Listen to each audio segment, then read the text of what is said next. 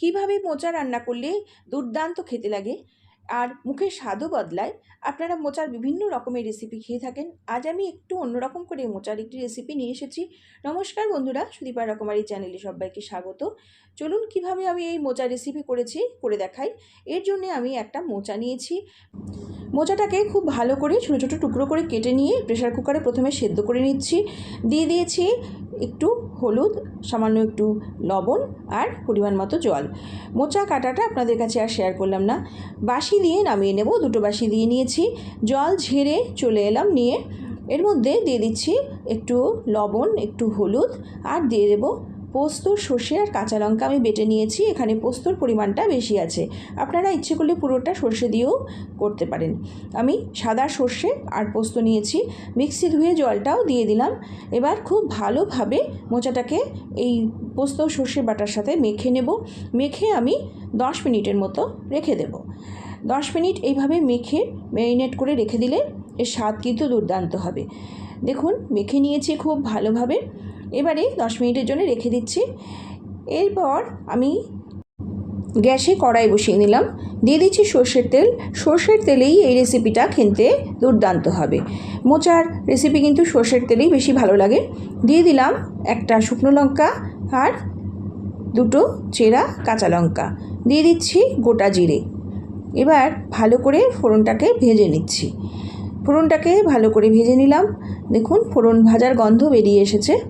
এরপরে আমি এখানে দিয়ে দিলাম নারকেল কোড়া। এখানে আমি একটা ছোট নারকেলের হাফমালা নারকেল নিয়েছি। নারকেলটাকে দিয়ে এবার খুব ভালোভাবে ভেজে নেব। একদম লালচে করে ভাজতে হবে, এটাই লক্ষ্য রাখবেন যেন নারকেল ভাজাটা লালচে হয়। লালচে না হলে কিন্তু এই রেসিপিটা খেতে ভালো লাগবে না। নারকেলের কাঁচা গন্ধ এলে কিন্তু ভালো লাগবে না। একদম লাল করে দেখুন নারকেলটা ভেজে নিয়েছি। একটু সময় নিয়ে নারকেলটাকে ভেজে নিলাম। দেখুন একদম লাল করে ভাজা হয়ে গেছে, এই দেখুন দেখিয়ে দিলাম। এরপর নারকেলটাকে ভেজে নিয়ে আমি দিয়ে দিচ্ছি যে মোচাটাকে আমি ম্যারিনেট করে রেখেছি সেই মোচাটা। ভালো করে মোচাটাকে নাড়াচাড়া করে নিচ্ছি। মোচাটাকে পোস্ত সর্ষের সাথে ভালোভাবে মিশিয়ে নেব। একটু সময় নিয়ে মোচাটাকে নাড়াচাড়া করে নিচ্ছি। দুর্দান্ত খেতে এই মোচার রেসিপি, একবার যদি খান আবার বানাবেন। ভীষণ স্বাদ আর প্রচণ্ড মুখরোচক। দেখুন অনেকটাই হয়ে এসেছে। এই পর্যায়ে আমি দিয়ে দিলাম ভেজে রাখা আলু। এখানে একটা আলু আমি ভেজে রেখে দিয়েছি, সেটা দিয়ে দিলাম। আলু ভাজাটা আলাদা করে আপনাদের কাছে আর দেখালাম না। আলুটাকে ভেজে রেখেছিলাম ডুমো ডুমো করে কেটে, সেটা দিয়ে এবার মোচাটাকে খুব ভালোভাবে মিশিয়ে নিচ্ছি। এইভাবে মোচাটাকে মিশিয়ে নিয়ে ঢাকনা দিয়ে ঢেকে দিচ্ছি গ্যাসের আঁচটা কমিয়ে রেখে। 5 মিনিট বাদে চলে এলাম। দেখুন মোচাটা কিন্তু হয়ে এসেছে। এবার উপর থেকে নিচ পর্যন্ত নাড়াচাড়া করে নেব। এরকমই হবে, এইভাবেই মোচাটাকে আমি বানিয়ে নিচ্ছি। এইভাবে বানিয়ে দেখবেন দুর্দান্ত লাগবে। মোচার বিভিন্ন ধরনের রেসিপি আপনারা খান, কিন্তু এই রেসিপিটা একদমই অন্য রকম। এটা ঘন্ট ঠিক নয়, ঘন্টের মতোই কিন্তু একদমই অন্যভাবে তৈরি করা। এবারে আমি দিয়ে দিলাম এর মধ্যে সামান্য আখের গুড়। আপনারা ইচ্ছে করলে এখানে চিনি দিতে পারেন, আমি চিনির বদলে গুড় ব্যবহার করলাম।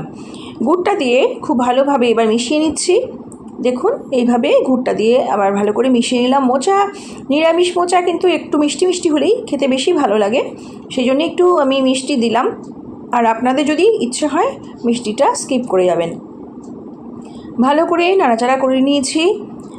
মোচার রেসিপিটা আমার সম্পূর্ণ হয়ে গেছে। এর মধ্যে আমি আর কিছুই দেব না, এবার নামিয়ে নেব। এইভাবে মোচা একবার করে খেয়ে দেখবেন, ভীষণ ভালো লাগে।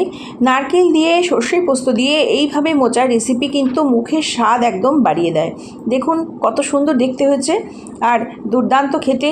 এক থালা ভাত কিন্তু এই মোচার রেসিপি দিয়ে খাওয়া হয়ে যাবে। আবার বাড়িতে বানানোর অনুরোধ আসবে। আমাদের ঘরে সবাই ভীষণ ভালোবাসে আর মোচা একটি আভিজাত্যপূর্ণ রেসিপি তৈরি করা যায়। মোচা আমাদের ভীষণ প্রিয়, বেশিরভাগ মানুষই মোচা ভীষণ ভালোবাসে। তাহলে আমার এই মোচা রেসিপি কেমন লাগলো বন্ধুরা জানিয়ে যাবেন কমেন্টের মাধ্যমে। আপনাদের কমেন্ট আমাকে আরও নতুন রেসিপি বানাতে উৎসাহিত করবে। সবাই সম্পূর্ণ দেখে কমেন্ট করবেন। ভালো থাকবেন, সুস্থ থাকবেন। আমি আবারও একটি নতুন রেসিপি নিয়ে চলে আসব। নমস্কার।